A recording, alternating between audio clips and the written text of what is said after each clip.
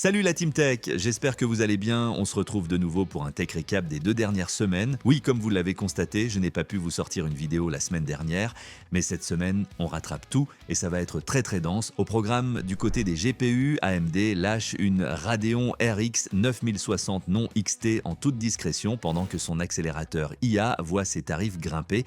La Radeon AI Pro R9 1700, elle, démarre sur un lancement un peu chaotique. Chez Nvidia, les RTX Super arrive plus tôt que prévu, le futur SoC N1X s'annonce comme un monstre de puissance graphique, pendant qu'une RTX 5090 overclockée à 1000 watts fait trembler les alimentations. La version RTX 5090 DV2 s'apprête à sortir en Chine, alors que PCI SIG annonce déjà le développement du PCI Express 8.0 et ses caractéristiques. Côté CPU, AMD continue de faire évoluer Zen 5, même si les APU de bureau peinent à convaincre. Les Threadripper explosent encore et toujours tous les records, et l'arrivée du socket AM6 se profile. En parallèle, AMD explore de nouvelles frontières avec l'intelligence artificielle en local. Chez Intel, l'entrée de gamme se rafraîchit doucement, les rumeurs autour de Nova Lake s'intensifient et l'hypertrading pourrait bien revenir. Les deux géants se préparent aussi à une nouvelle guerre du cache avec des puces dépassant les 200 mégaoctets. Dans l'actu tech plus large, Microsoft se décide enfin à moderniser le gestionnaire des tâches,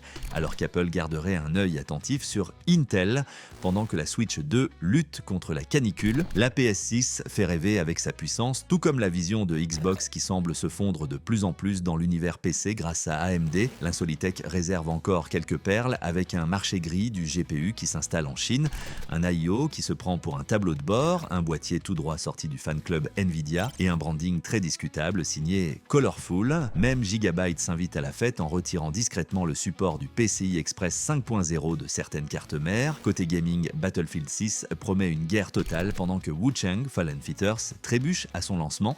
THQ Nordic a dégainé une pluie de nouveaux jeux, Mafia The Old Country a dévoilé ses configs et UA surprend par sa politique de prix et Sony passe à l'offensive, cette fois en justice contre Tencent. Et ce n'est qu'un aperçu, plein d'autres actus vous attendent, alors installez-vous confortablement, c'est parti!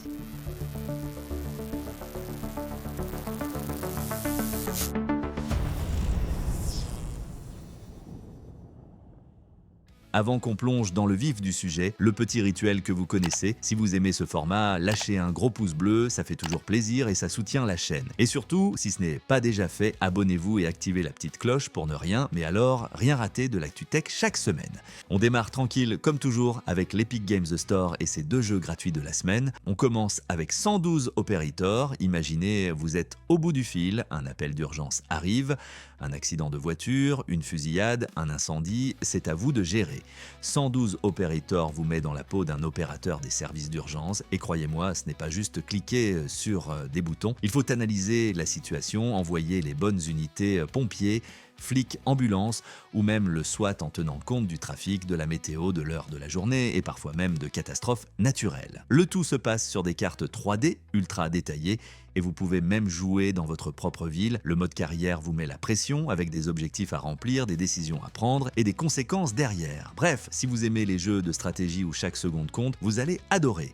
Et là, on change complètement d'ambiance. Si vous préférez la violence à moto, les armes à la main et les routes post-apocalyptiques, alors Road Redemption est clairement pour vous. C'est un pur jeu d'action où vous incarnez le chef d'un gang de bikers lancé dans une course-poursuite à travers le pays. L'objectif, choper un assassin recherché avec 15 millions à la clé. Mais attention, tous les autres gangs sont aussi sur le coup et ils sont pas là pour faire des câlins. Au menu, baston à moto, course ultra nerveuse, armes brutales et un système de progression vraiment complet. Vous gagnez de l'XP, vous améliorez votre moto, vos compétences, vos armes et vous recommencez encore plus fort. Petit bonus sympa, vous pouvez jouer jusqu'à 4 en écran partagé, parfait pour se défouler entre potes. C'est rapide, c'est violent, c'est jouissif et surtout, c'est gratuit cette semaine. Si l'un ou les 2 jeux vous intéressent, vous pourrez les récupérer gratuitement à partir du 7 août à 18h jusqu'au 14 à la même heure.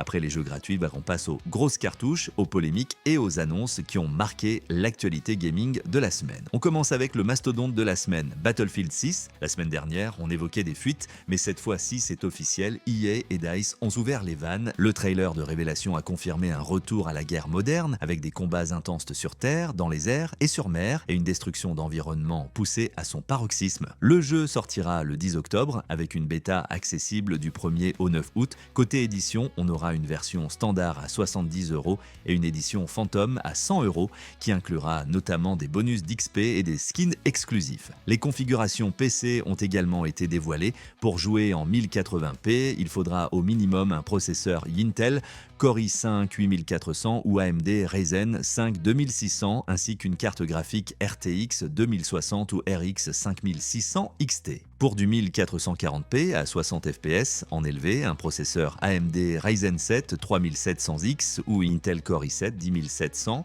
associé à une RTX 3060 Ti ou une RX 6700 XT ainsi qu'un espace de stockage SSD de 75 Go sera recommandé. Et la grande nouvelle, c'est que le jeu supportera dès son lancement les 3 technologies d'upscaling majeures. Le DLSS de Nvidia, le FSR d'AMD et le XESS d'Intel, incluant la génération d'images. C'est une excellente nouvelle pour tous les joueurs PC qui pourront optimiser leur performance.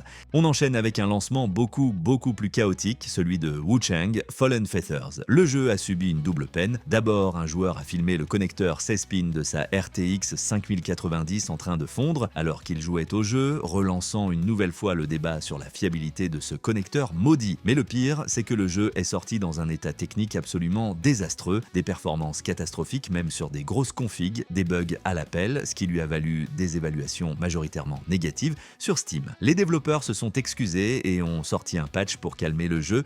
Sauf que ça a empiré la polémique. Des analyses techniques ont révélé que pour améliorer les performances, les développeurs auraient simplement forcé une résolution de rendu inférieure à la résolution native sans en informer les joueurs. En clair, le jeu tourne en permanence avec de l'upscaling, même si vous croyez jouer en natif. C'est une pratique malhonnête pour gonfler artificiellement les FPS et ça a provoqué la fureur de la communauté, un cas d'école de ce qu'il ne faut pas faire. Heureusement, il y a eu des annonces plus réjouissantes avec le THQ Nordic Showcase qui a été une véritable avalanche d'annonces. On commence avec Bob l'éponge dans un tout nouveau jeu de plateforme 3D, SpongeBob SquarePants Titans of the Tide, où il devra faire équipe avec Patrick pour sauver Bikini Bottom. Pour les fans de course et de destruction, Recreation vous permettra de créer votre propre monde ouvert de 400 km², tandis que Wreckfest 2 promet encore plus de chaos avec un moteur physique entièrement revu. Les amateurs de RPG d'action seront ravis d'apprendre l'arrivée de Sacred 2 Remaster et de Fight Keeper, un ASRPG à la première personne. Titan Quest 2 a fait une entrée fracassante en lançant son accès anticipé sur Steam et Epic Games Store dès maintenant. On a aussi eu des nouvelles du très attendu Gothic, un remake qui s'annonce fidèle à l'original tout en modernisant l'expérience. Les créateurs de Little Nightmares ont dévoilé Reanimal, un jeu d'horreur en coop qui s'annonce terrifiant. Et ce n'est pas tout, on a aussi eu droit à Tides of Tomorrow, un jeu où vos choix influencent les parties de vos amis, The Guild, Europa 1410 pour les amateurs de simulation de dynastie et The Eternal Life of Goldman, un superbe jeu de plateforme en 2D dessiné à la main. Et pour finir en beauté, un teaser a confirmé que Darksider 4 est bien en route. Une chose est sûre, THQ Nordic a un catalogue impressionnant pour les années à venir. On reste dans les sorties à venir avec Mafia The Old Country. On connaît maintenant les configurations PC requises et attention, ça ne rigole pas. En minimum, il faudra au moins un Ryzen 7 2700X ou Intel Core i7 9700K accompagné de 16 Go de RAM, d'une Radeon RX 5700 XT ou d'une RTX 2070 en 1080p moyen. En recommandé, il faudra passer sur un Ryzen 7 5800X ou Core i7 12700K, 32 Go de RAM, une Radeon RX 6950 XT ou une RTX 3080 Ti pour profiter du jeu en 1440p élevé. Et pour jouer en mode épique, il faudra une véritable machine de guerre. Les développeurs recommandent un Ryzen 7 9700X ou un Core i7 14700K couplé à une Radeon RX 9070 ou une RTX 4070 Ti, le tout avec 55 Go d'espace sur un SSD. C'est du très lourd. La bonne nouvelle, c'est que pour accompagner cette gourmandise, le jeu sera un modèle d'intégration technologique. Il supportera dès sa sortie le 8 août les toutes dernières versions des technologies d'upscaling FSR 4, DLSS 4 et XESS 2 avec le Frame Generation pour chacune.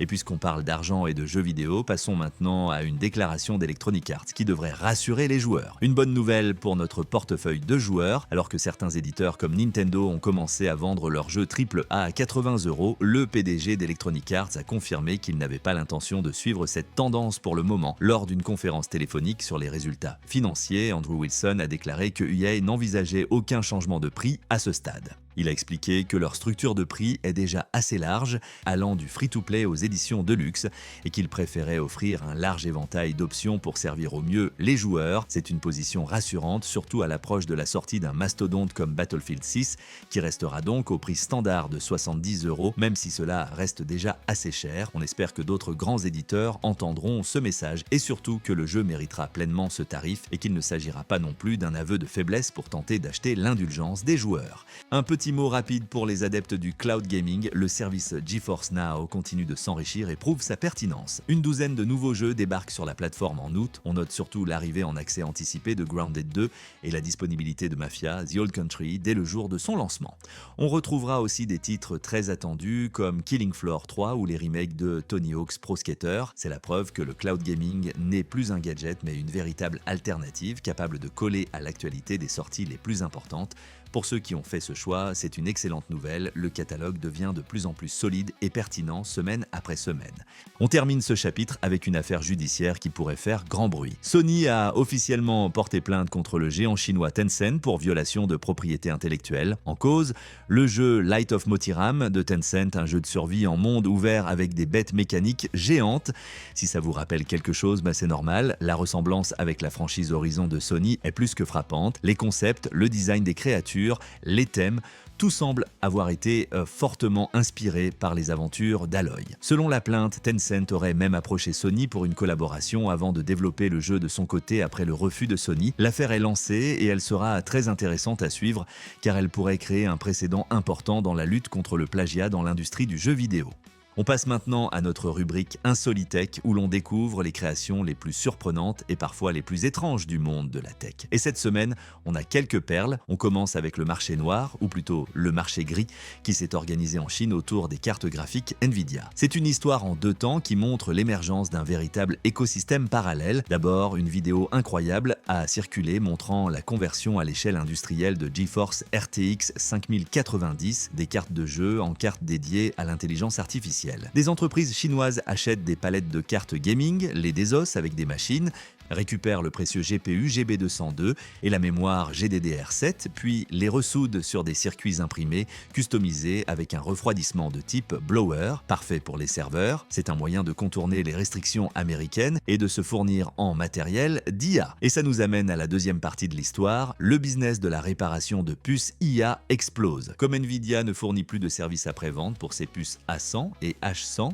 en Chine, des dizaines d'ateliers de réparation se sont spécialisés dans la remise à neuf de ces puces, souvent importées illégalement. Pour des milliers de dollars, ils prolongent leur durée de vie et maintiennent à flot l'infrastructure IA du pays. C'est un système D à une échelle massive, une véritable économie souterraine de la tech.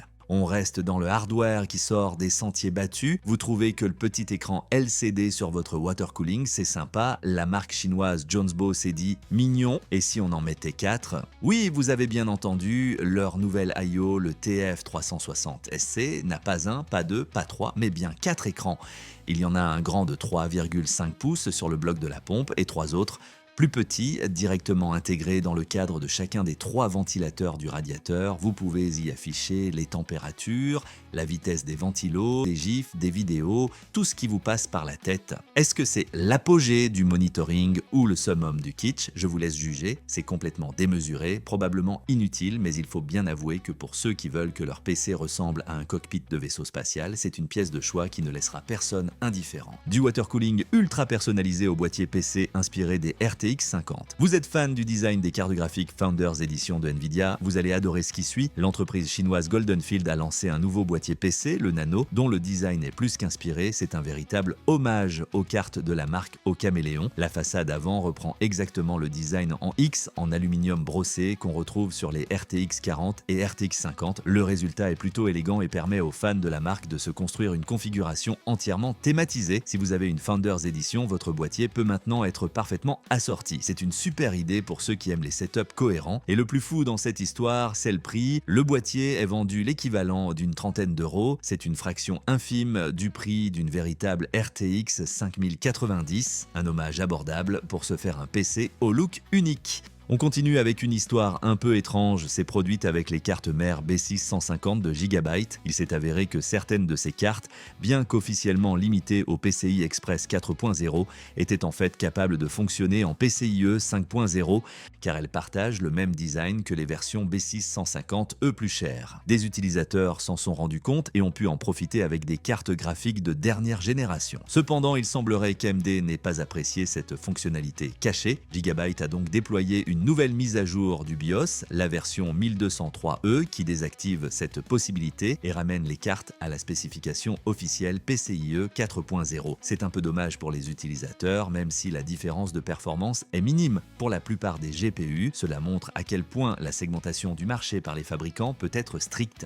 On termine cette section avec une perle de branding, une de ces erreurs de traduction culturelle qui font sourire. Le fabricant chinois Colorful, bien connu pour ses cartes graphiques, a lancé une nouvelle série d'ordinateurs portables. Le nom de cette nouvelle gamme, le RIMBook. Alors, en anglais, RIM peut vouloir dire jante, mais dans le langage un peu plus familier, c'est aussi un terme qui désigne une pratique sexuelle. Autant dire que le nom a provoqué un certain malaise et beaucoup d'hilarité sur Internet. La marque a expliqué dans son communiqué de presse que le nom était inspiré par la jante de la roue pour évoquer le mouvement et l'élan. L'intention était bonne, mais la réalisation est un cas d'école de ce qu'il ne faut pas faire en matière de branding international. C'est une petite gaffe qui rappelle que lancer un produit à l'échelle mondiale, c'est aussi un exercice de traduction et de sensibilité culturelle. Après ces curiosités, passons aux produits que vous pourrez bientôt acheter et cette semaine, il y a une véritable avalanche de nouveautés.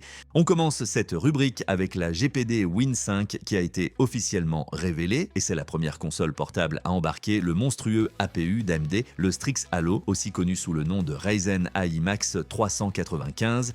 Les premières démos sont hallucinantes. On parle de performance qui se rapproche d'une RTX 4060 de PC portable, ce qui est tout simplement dingue pour une machine de poche. La console est équipée de 2 ventilateurs pour refroidir la bête.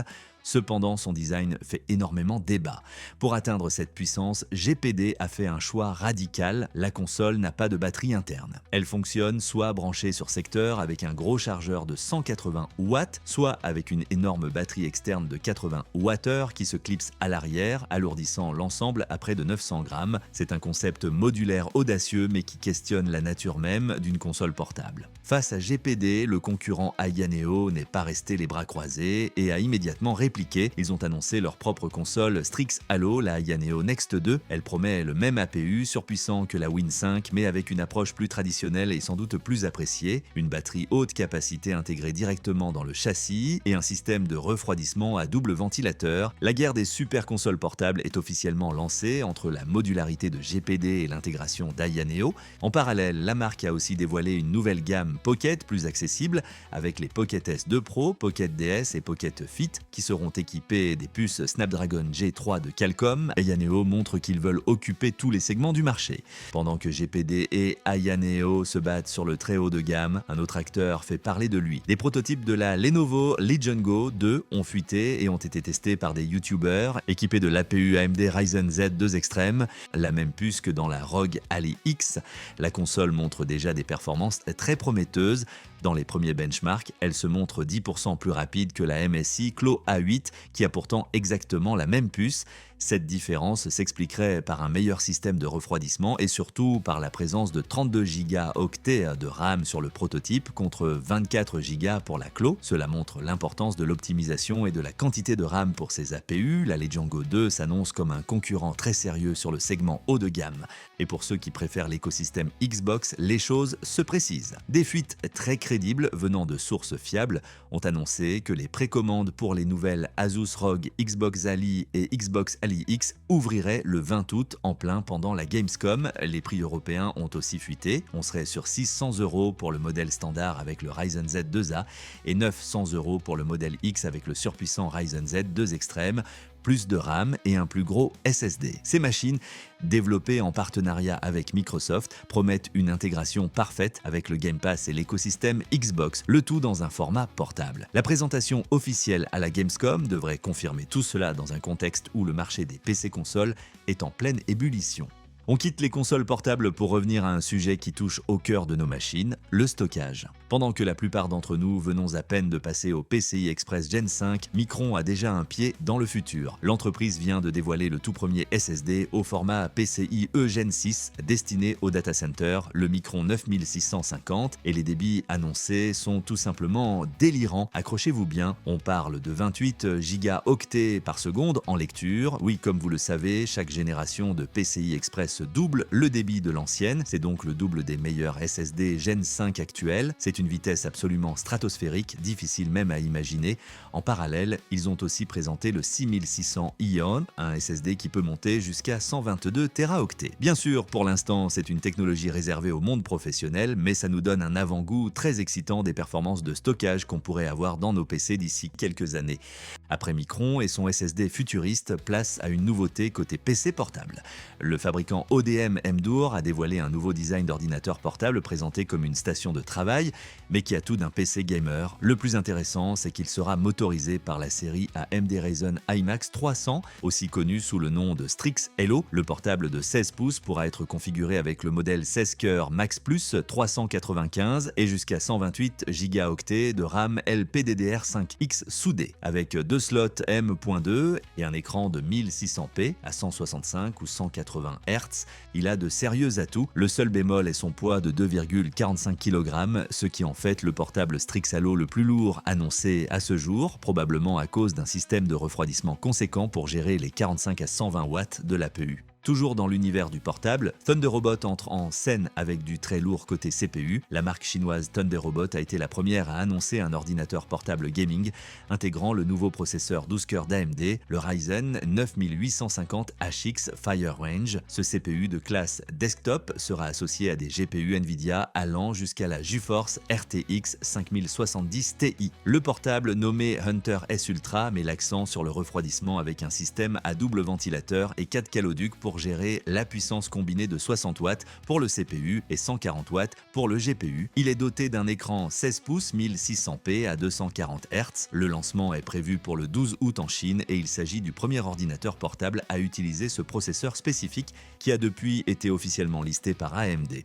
On passe au gaming ultra compétitif et c'est AOC qui vise les pros du gaming avec un écran hors norme.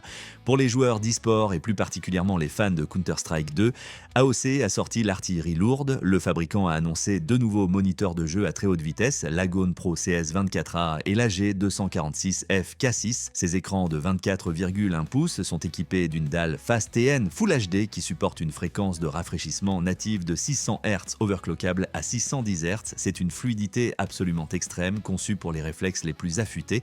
Le temps de réponse est de 0,5 millisecondes GTG et le moniteur embarque la technologie MBR+ pour réduire le flou de mouvement. Le modèle CS24A arbore même un design thématisé Counter-Strike 2. Disponibles en août en Europe, ces écrans visent clairement une niche de joueurs compétitifs pour qui chaque milliseconde compte. Et un dernier mot pour les bidouilleurs et les amateurs de DIY. Bananapi a lancé sa nouvelle carte BPI R4 Lite, un ordinateur monocarte axé sur le réseau qui se positionne comme une alternative au Raspberry Pi 5. Basée sur une puce Mediatek, elle intègre 2 gigaoctets de RAM DDR, 4 et 8 Go de stockage eMMC. Sa grande force réside dans sa connectivité avec des ports SFP 2,5 gigabits, un port WAN RJ45 2,5 gigabits et 4 ports LAN gigabit. Elle dispose aussi d'un slot mini PCI Express compatible Wi-Fi 7 et d'un slot M.2 pour un module 5G. C'est une plateforme idéale pour se monter à un routeur Wi-Fi 7 customisé ou un petit NAS à environ 86 $.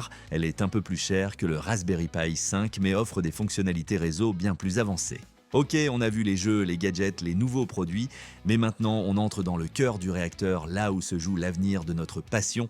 C'est le moment de la news tech de la semaine. On commence avec un petit changement de Microsoft qui pourrait faire une grosse différence pour les utilisateurs exigeants. Microsoft continue de peaufiner Windows 11 et une petite modification à venir dans le gestionnaire des tâches va faire plaisir aux power users. Actuellement, la façon dont l'utilisation du CPU est calculée est incohérente entre les différents onglets. L'onglet processus, par exemple, peut afficher une utilisation de 100% pour une application qui n'utilise en réalité qu'un seul cœur de votre processeur multicœur. C'est absurde. Microsoft va enfin harmoniser tout ça. Le nouveau gestionnaire des tâches utilisera une métrique standardisée sur toutes les pages qui prendra en compte le nombre total de cœurs. Les chiffres seront donc enfin cohérents et plus représentatifs de la charge réelle de votre CPU. C'est un petit changement, mais c'est un de ces détails de qualité de vie qui rendent l'expérience utilisateur bien meilleure et plus logique. De l'OS au hardware, on reste dans le souci du détail avec une actu qui concerne les fans de claviers mécaniques. La marque Wooting, très populaire auprès des joueurs compétitifs, a connu des problèmes avec le revêtement de son modèle 80HE qui avait tendance à s'écailler. Dans une vidéo de mise à jour, le fondateur de la marque a révélé que leur test avait identifié la cause, une réaction chimique avec la sueur de certains utilisateurs. Même si le nombre de cas est presque négligeable par rapport aux ventes totales, l'entreprise prend le problème très au sérieux. Pour leur prochain clavier, le 60HEV2, ils mènent des tests intensifs avec de la sueur artificielle pour développer un nouveau revêtement beaucoup plus résistant. C'est une belle preuve de transparence et d'engagement envers la qualité, et ça explique pourquoi le prix du futur clavier n'a pas encore été annoncé. Et en parlant de matériel sensible à son environnement, c'est maintenant la Nintendo Switch 2 qui doit affronter un tout autre ennemi, la canicule de l'été. Cet été s'annonce brûlant au sens propre comme au figuré pour la Nintendo Switch 2. Alors que les températures grimpent, Nintendo tire la sonnette d'alarme. Sa dernière console ne supporte pas bien la chaleur. Sur les réseaux, les témoignages se multiplient. Entre ventilateurs affolés, crash en pleine partie et alerte de surchauffe, l'expérience devient parfois injouable. Nintendo recommande désormais d'utiliser la console dans un environnement ne dépassant pas les 35 degrés Celsius, un seuil déjà franchi dans de nombreuses régions françaises. La cause, une puissance accrue qui génère plus de chaleur que le système de refroidissement peine à évacuer, surtout en mode portable. Même les jeux les plus légers peuvent provoquer une surchauffe prolongée, mettant en danger les composants internes.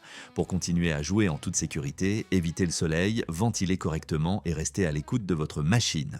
Et pendant que Nintendo lutte contre la chaleur, Sony, lui, prépare une console qui pourrait bien faire fondre la concurrence. La PS6 se dévoile déjà et les fuites laissent entrevoir une machine redoutable. D'après des documents internes relayés par le YouTuber Moore's Law is Dead, la future console de Sony serait 3 fois plus puissante que la PS5 en rasterisation et 2 fois plus que la PS5 Pro, tout en restant à $499. Comment? Grâce à une puce AMD de nouvelle génération, embarquant une architecture RDNA 5 pour les graphismes et Zen 6 pour le CPU, résultat de la 4K à 120 images par seconde en standard et un ray tracing au niveau supérieur. Encore mieux, malgré sa puissance, la console consommerait moins d'énergie que la PS5 Pro. Une console portable haut de gamme serait également dans les cartons, pensée comme la véritable héritière de la PS Vita. Prévue entre fin 2027 et début 2028, cette offensive positionne Sony en leader d'une future génération de machines ambitieuses.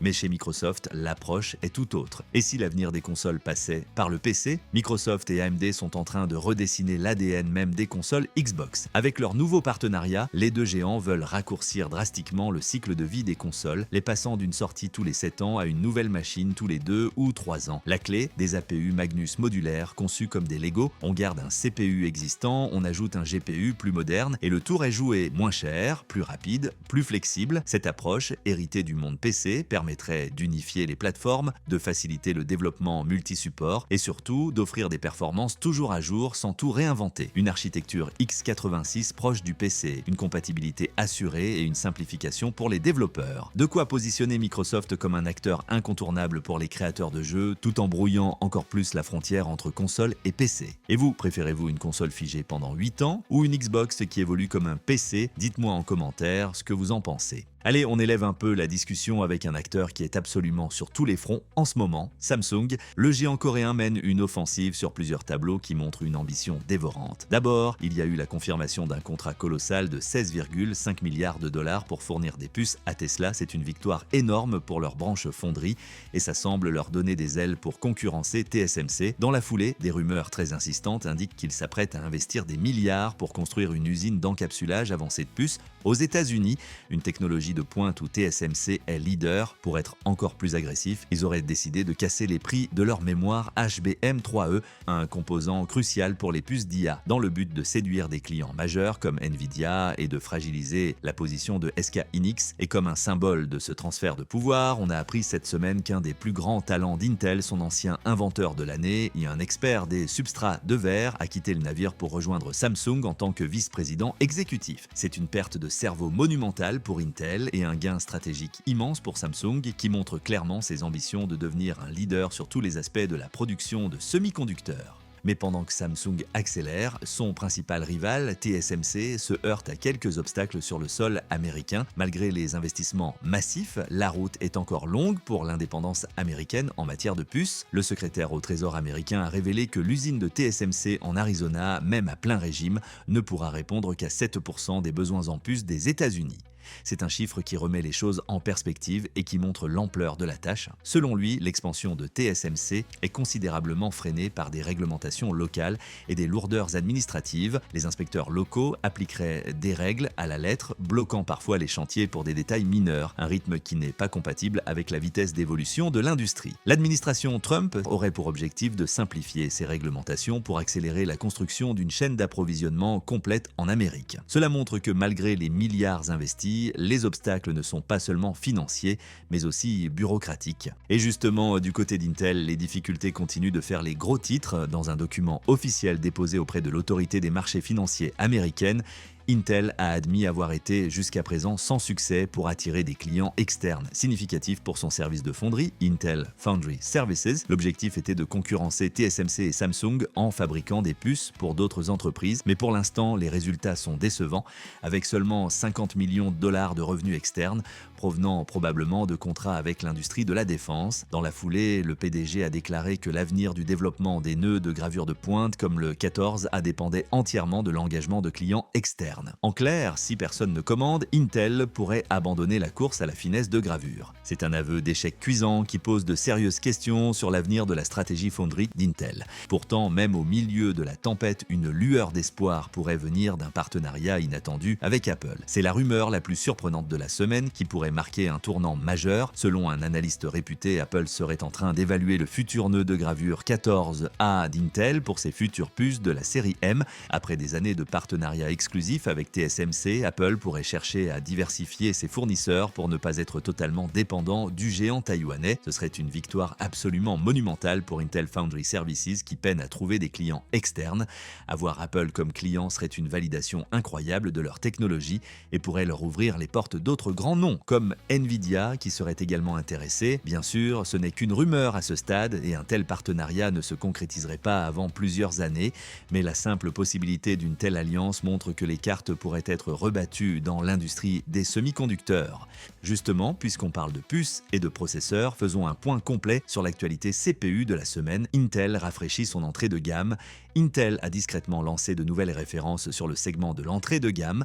La firme a officialisé 3 nouveaux processeurs Arrow Lake dans sa série Ultra 5, les 235A, 235TA et 235UA. Les deux premiers sont des puces de bureau à 14 cœurs avec des TDP de 65 watts et 35 watts respectivement, visant les systèmes économes en énergie. Le 235UA est une puce mobile ultra basse consommation, mais le plus surprenant, c'est qu'Intel a aussi sorti les Core 520 et 120F. Sous cette nouvelle nomenclature se cachent en réalité des Core i5 12400 et 12400F, des puces Alder Lake de 2022 à peine modifiées. C'est une stratégie de rebadging assez déroutante qui vise à donner un coup de jeune à d'anciennes références, mais qui risque surtout de semer la confusion chez les consommateurs. Si Intel recycle son entrée de gamme, c'est aussi parce qu'il garde peut-être ses vraies cartouches pour plus tard. On en a déjà parlé plusieurs fois, mais les choses se précisent enfin autour de Nova Lake, la prochaine architecture d'Intel pour ses processeurs desktop. Et si tout cela reste à prendre avec des pincettes, les dernières fuites sont prometteuses, notamment pour les joueurs. Selon plusieurs sources fiables, Intel préparerait une vraie montée en puissance avec des CPU dotés d'un très grand nombre de cœurs et surtout d'une énorme quantité de cache. Et on parle désormais de variantes embarquant jusqu'à 144 mégaoctets de cache L3, un chiffre qui dépasserait même les références d'AMD en matière de 3D V-cache comme le Ryzen 9950 X3D qui culmine à 128 mégaoctets. Ce serait une manière pour Intel de revenir dans la course aux performances gaming tout en répondant aux critiques sur les performances mitigé d'Arrow Lake. Contrairement à AMD qui propose des versions avec uniquement des cœurs de performance, Intel garde son approche hybride avec des configurations comme 16 P-Core plus 32 U-Core, 8 P-Core plus 16 U-Core et 8 P-Core plus 12 U-Core. Seules les deux dernières bénéficieraient du grand cache. Le cache ne serait pas la seule évolution. Les configurations évoquées frôleraient les 52 cœurs par processeur pour le Core Ultra 9 avec un mélange de cœurs haute performance, d'efficacité énergétique et même des cœurs low power pour les tâches de fond. D'après les rumeurs, la configuration 8P plus 16E plus 4LP avec ses 144 mégaoctets de cache correspondrait probablement au Core Ultra 7 300K avec BLLC pour seulement 125 watts de TDP. Autre info intéressante, malgré les critiques des changements de sockets à répétition, Intel devrait bel et bien imposer une nouvelle plateforme pour Nova Lake. Cela dit, cette fois, ce changement pourrait réellement être justifié par les nouveautés techniques. Enfin, ces puces embarqueraient aussi une nouvelle génération de GPU intégrée, ainsi qu'un NPU compatible Copilot+ pour répondre aux exigences des futurs usages IA, lancement attendu en 2026 si tout se passe bien. Mais Intel ne s'arrêterait pas là dans ses projets de cache XXL. Dans cette course à l'armement du cache, la bataille s'intensifie avec des projets encore plus ambitieux. Selon des sources chinoises fiables, Intel préparerait des variants Nova Lake avec 2 puces BLLC, soit l'équivalent de 2 modules 3D V-Cache côte à côte. On parlerait alors de plus de 200 mégaoctets de cache total du jamais vu sur le marché grand public. Cette information fait écho aux récentes rumeurs sur les futurs Ryzen Dual-X 3D d'AMD. Les deux constructeurs se livrent une bataille technologique sans merci, chacun essayant de surpasser l'autre en matière de cache. Le timing est intéressant, AMD pourrait dévoiler ses processeurs Zen 5 avec double X 3D bien avant l'arrivée de Nova Lake, prévu fin 2026, une stratégie pour prendre les devants et montrer que la technologie est déjà mature. Ces développements s'expliquent par l'explosion des besoins en intelligence artificielle et modèles de langage particulièrement gourmands en cache. Les deux constructeurs anticipent cette demande croissante. Reste que tout cela demeure du domaine de la rumeur, mais la synchronisation de ces fuites suggère une vraie bataille technologique en préparation. Et dans la foulée, autre info à ne pas négliger du côté d'Intel, lors de la présentation des résultats financiers du second trimestre, le CEO Lip Bhutan a évoqué plusieurs décisions internes qui pourraient avoir un impact à long terme. Intel traverse une période délicate et son nouveau CEO ne s'en cache pas. Lors de la présentation des résultats du second trimestre, il a confirmé un plan de restructuration massif, réduction de 15% des effectifs, voire 30% selon certaines sources, et refonte de l'organisation interne avec une ligne directrice simple, rationalisée, accélérée et surtout corriger les erreurs stratégiques passées.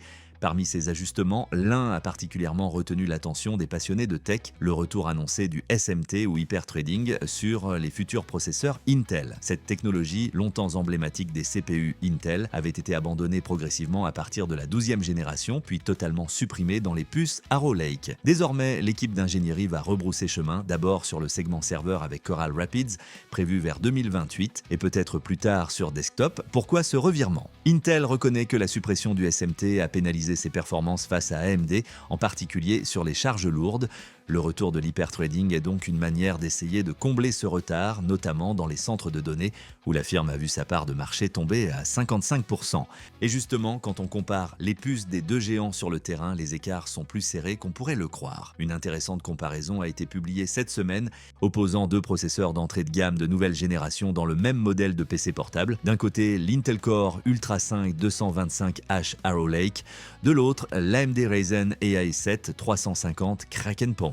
Dans la plupart des benchmarks, les deux puces offrent des performances très similaires, que ce soit en applicatif ou en jeu, où leurs iGPU respectifs, l'Arc 130T et la Radeon 860M, font jeu égal. Cependant, Intel semble avoir un avantage significatif sur un point crucial pour les ordinateurs portables, la chauffe. À pleine charge, le processeur Intel restait sous les 90 degrés, tandis que la puce AMD flirtait avec les 100 degrés. C'est une différence notable qui pourrait influencer le choix des fabricants et des consommateurs, surtout pour des machines compactes où la dissipation thermique est un enjeu majeur. Dans ce contexte concurrentiel, AMD continue d'affiner sa stratégie produit avec des nouveautés ciblées.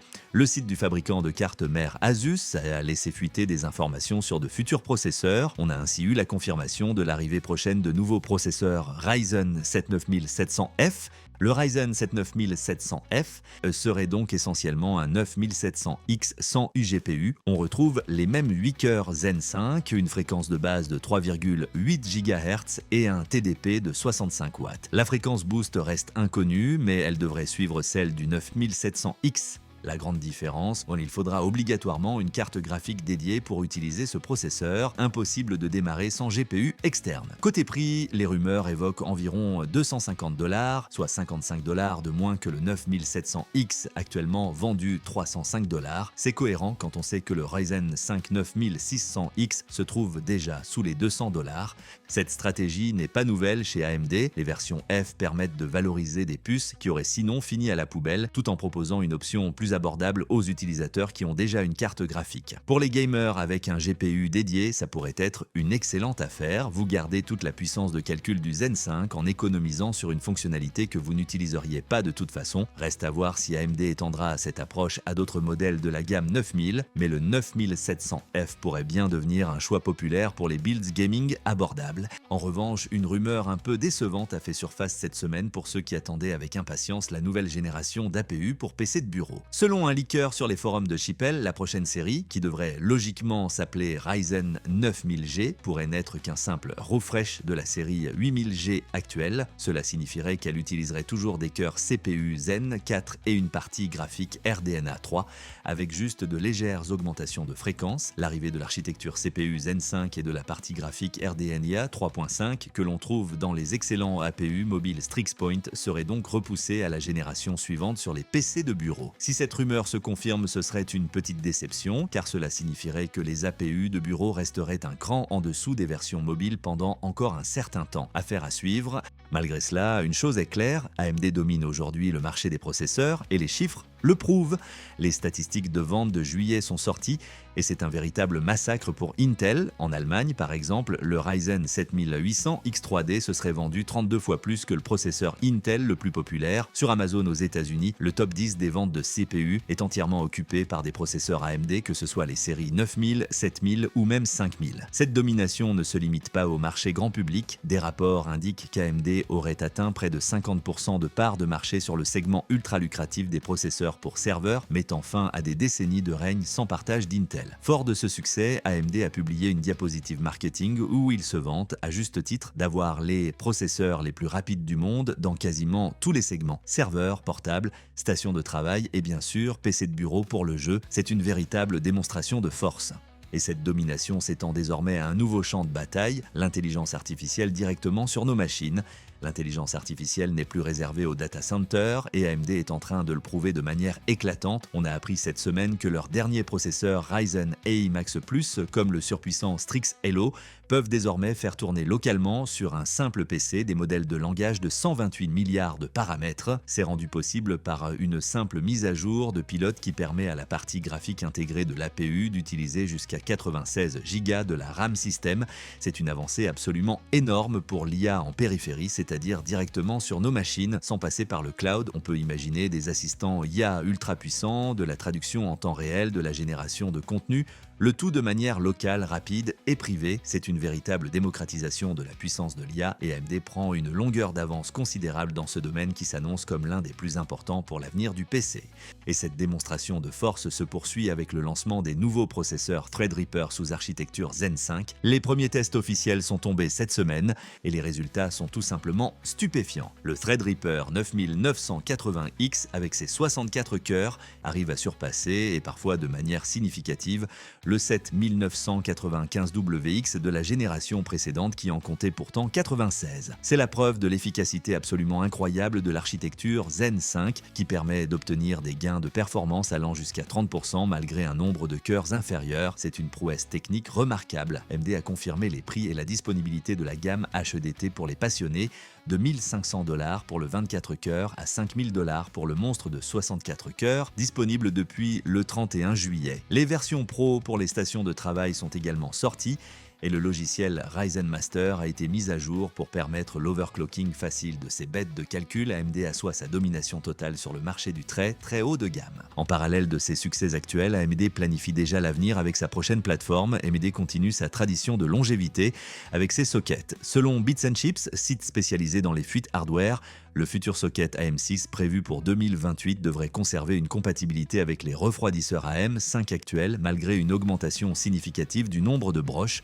Le nouveau socket compterait plus de 2100 pins, soit 22% de plus qu'AM5 et ses 1718 contacts. Cette densité accrue permettrait de supporter l'architecture Zen 7 ainsi que les nouvelles technologies comme la DDR6 et le PCI Express 6.0, une première pour AMD. La bonne nouvelle, AMD conserverait des dimensions similaires à AM5, permettant de réutiliser la plupart des refroidisseurs existants. C'est dans la lignée de la philosophie AMD qui avait déjà permis d'utiliser certains ventirades AM3 sur AM4 puis AM4 sur AM5. Cette stratégie contraste avec Intel qui change régulièrement de socket et oblige souvent à racheter un nouveau refroidisseur. Pour AMD, c'est un argument commercial non négligeable, surtout quand on voit le prix de certains systèmes de refroidissement haut de gamme. Le timing coïncide avec l'arrivée attendue de la DDR6 qui nécessitera probablement un nouveau socket pour gérer les spécifications électriques.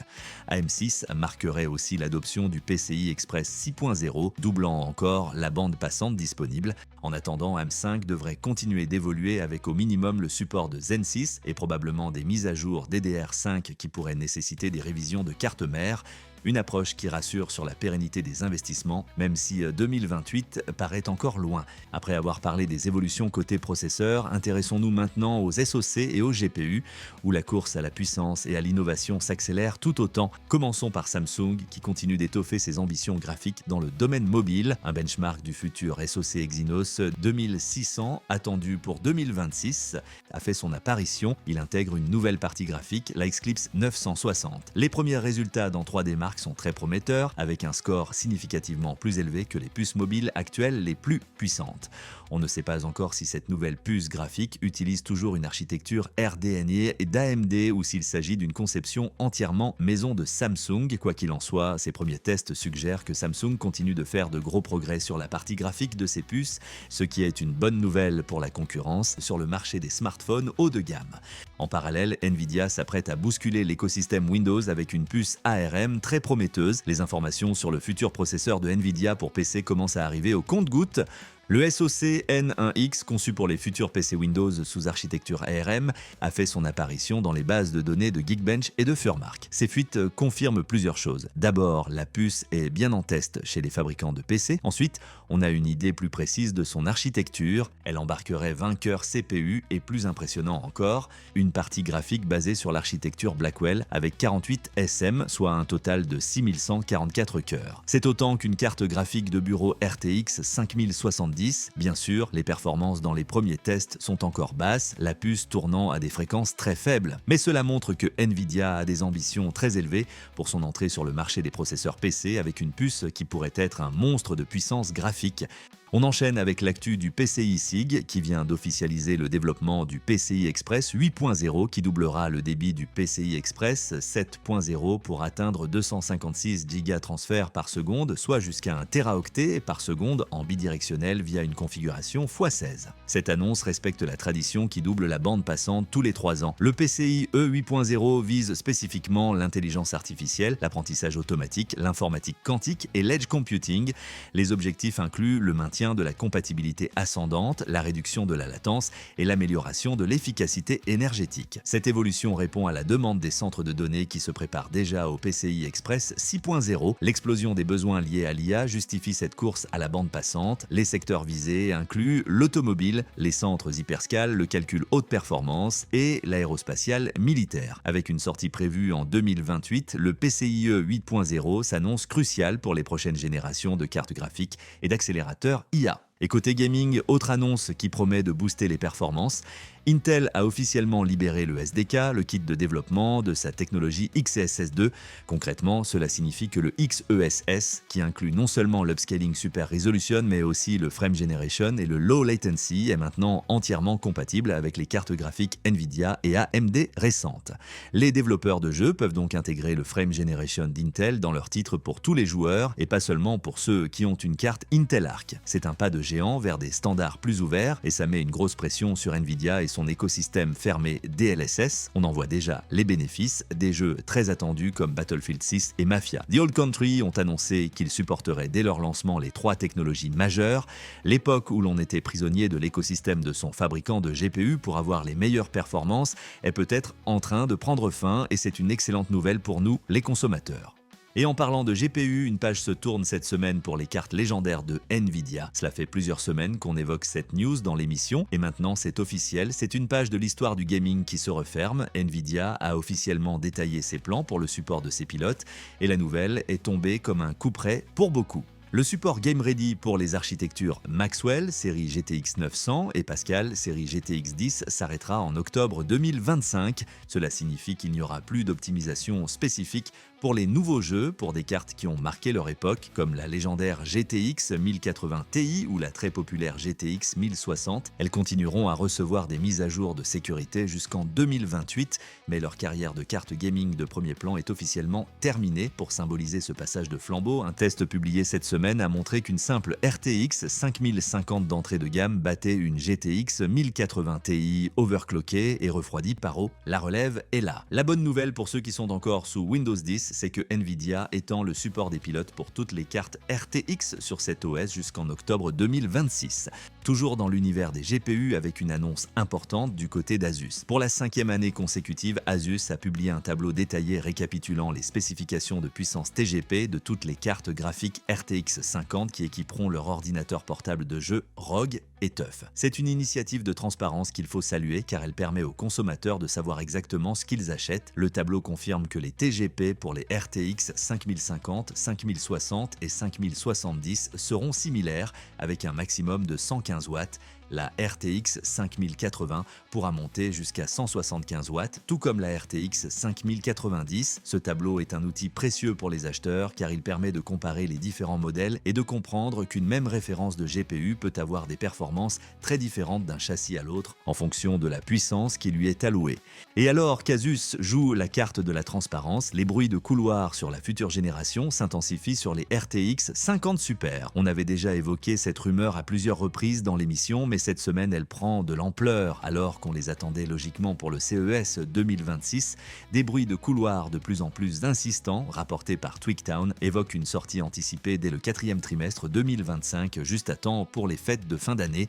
Le principal intérêt de cette gamme Super serait une augmentation significative de la quantité de VRAM rendue possible par l'arrivée de nouvelles puces de mémoire GDDR7 de 24 Gb, soit 3 Go par puce. D'ailleurs, le fabricant SK Hynix vient de confirmer qu'il se lançait dans la production de ces puces, rejoignant ainsi Samsung. On pourrait donc voir débarquer une RTX 5080 Super avec 24 Go de VRAM ou une 5070 Super avec 18 Go, ce qui serait une excellente nouvelle pour les jeux en haute résolution. Et dans un contexte géopolitique tendu, Nvidia adapte ses produits pour conserver son accès au marché chinois. Nvidia continue son jeu d'équilibriste pour le marché chinois. Après l'interdiction de son RTX 5090D, la firme s'apprête à lancer une version 2. Selon des fuites, cette RTX 5090D V2 serait officiellement annoncée le 5 août pour un lancement une semaine plus tard. Pour se conformer aux restrictions américaines, cette nouvelle version verrait sa mémoire réduite à 24 Go contre 32 Go pour le modèle original. En revanche, elle conserverait les mêmes fréquences et le même TDP de 575 watts et supporterait même l'overclocking. C'est la dernière tentative de Nvidia pour conserver une présence sur le marché chinois du très haut de gamme tout en respectant les règles d'exportation. Un exercice de contorsionniste qui montre l'importance stratégique de ce marché pour la marque au caméléon. Et pendant que les pros font de la diplomatie, certains passionnés jouent aux apprentis sorciers avec des modifications extrêmes. Pour les amateurs d'overclocking et de bidouilles extrêmes, le YouTuber Jace2Sense a réalisé une expérience assez folle. Il a réussi à flasher le BIOS d'une Asus ROG Astral RTX 5090, un BIOS custom débloquant une limite de puissance de 1000 watts sur une carte d'un autre fabricant, une Gigabit RTX 5090 Aorus Master. Le flash a fonctionné, mais non sans quelques problèmes. Un des ventilateurs de la carte Gigabit a cessé de fonctionner car le BIOS Asus n'était pas prévu pour gérer 3 contrôleurs de ventilateurs. Malgré tout, en poussant l'overclocking, il a réussi à obtenir un gain de performance d'environ 10% dans 3 des marques, mais au prix d'une consommation qui a atteint les 900 watts. C'est une expérience qui montre les limites du cross-flashing de BIOS et qui rappelle que ces modifications, bien que fascinantes, sont extrêmement risquées. Alors que certains repoussent les limites du hardware, d'autres fabricants misent sur des cartes plus sages. AMD vient de confirmer officiellement l'existence de la Radeon RX 9060 non XT, une version allégée de la 9060 XT destinée principalement aux intégrateurs système plutôt qu'au marché DIY. Contrairement aux spéculations initiales, cette RX 9060 utilise bien le même GPU Navi 44 que sa grande sœur, mais avec 1792 stream processors contre 2048, soit une réduction de 12,5%. La mémoire passe également de 20 gigabits par seconde à 18 gigabits par seconde, réduisant la bande passante de 10% avec ses 288 gigabits par seconde. AMD positionne clairement cette carte pour le 1080p Ultra, là où la 9060 XT vise le 1440p. Les performances annoncées montrent des résultats solides: 108 FPS sur Assassin's Creed Mirage, 120 FPS sur God of War Ragnarok ou encore 188 FPS sur F1 24 en 1080p Ultra. Cette sortie discrète s'explique par le marché visé. La RX 9060 concurrence directement la RTX 5050 de Nvidia, deux cartes pensées pour les constructeurs de PC préassemblés plutôt que les passionnés. D'ailleurs, AMD a précisé que ce modèle ne serait pas disponible en retail classique, un lancement qui n'a pas été sans confusion. AMD avait initialement fourni des spécifications erronées aux partenaires, certains listant 32 compute units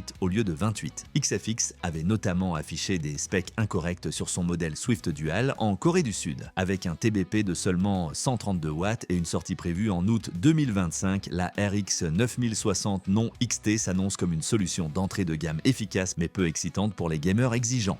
Toujours chez AMD, mais dans un registre bien moins réjouissant cette fois, avec un lancement professionnel pour le moins chaotique. La nouvelle carte Radeon AI Pro R 9700, annoncée pour le 23 juillet, connaît un démarrage des plus laborieux. Il n'y a eu aucune review de la part des médias spécialisés, ce qui suggère qu'AMD n'a pas envoyé d'échantillons. Les partenaires comme Asus et Saphir ont bien annoncé leur modèle custom, souvent de type blower, mais la disponibilité est quasi nulle, même chez les intégrateurs de PC qui devaient être les premiers à la proposer. Certains affichent des dates d'expédition pour août ou même septembre. Il semble qu'AMD ou ses partenaires n'étaient tout simplement pas prêts pour ce lancement. C'est un démarrage raté qui contraste avec les succès récents de la marque.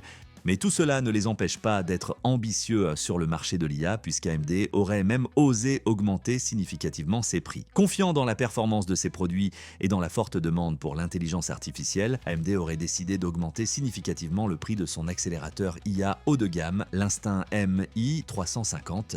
Selon des analystes, le prix de la puce serait passé de 15 000 à 25 000 $, soit une hausse de près de 70%. Même avec cette augmentation, la puce reste moins chère que son concurrent direct chez Nvidia, le Blackwell B200, qu'elle est censée égaler en performance. Cette hausse de prix est un signal fort. AMD se sent en position de force sur le marché de l'IA et est prêt à se battre de manière beaucoup plus agressive contre Nvidia pour récupérer des parts de ce marché extrêmement lucratif. La compétition dans l'intelligence artificielle devient de plus en plus féroce.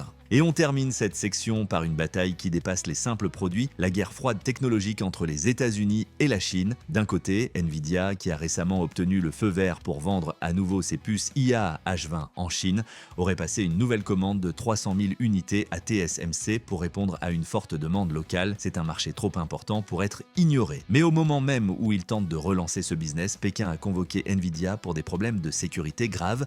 Le gouvernement chinois accuse la puce H20 d'intégrer une fonctionnalité de suivi de localisation et une porte dérobée permettant de la désactiver à distance.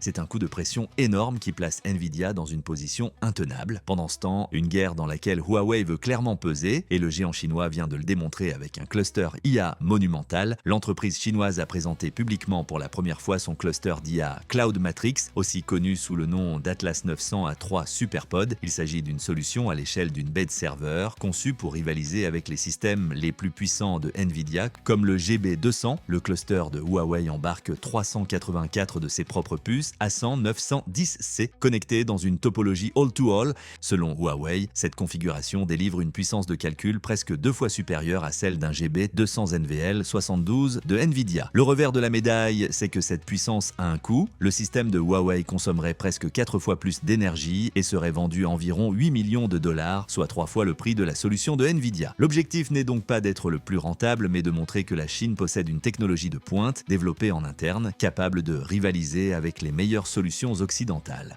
Et voilà, c'est la fin de ce Tech Recap Si. J'espère que ce tour d'horizon de l'actu vous a plu et que vous avez appris 2 ou 3 choses au passage. Dites-moi en commentaire ce que vous avez pensé des sujets de la semaine, lequel vous a le plus surpris ou celui que vous attendez avec le plus d'impatience. N'oubliez pas le petit pouce bleu si vous avez kiffé la vidéo, ça aide énormément la chaîne à grandir. Et bien sûr, abonnez-vous pour ne rien manquer. On se retrouve la semaine prochaine pour une nouvelle dose d'actu tech si tout se passe bien. D'ici là, portez-vous bien. Salut!